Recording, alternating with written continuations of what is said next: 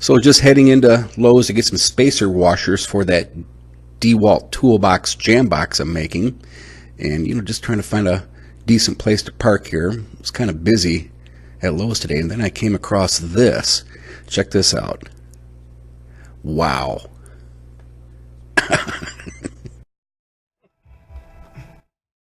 So I slowed it down to half speed so you can take a better look at this.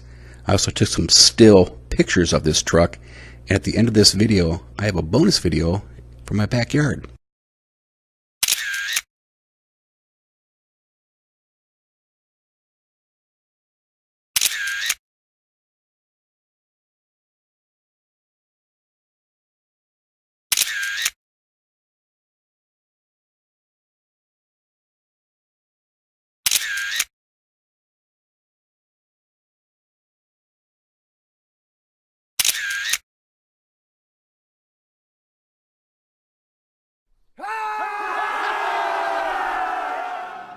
Yeah, uncovered the TV and just watching a little TV here, did a little bit of cleanup.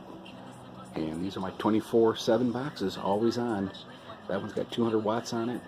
This one's got 435. Just stays outside, no problem.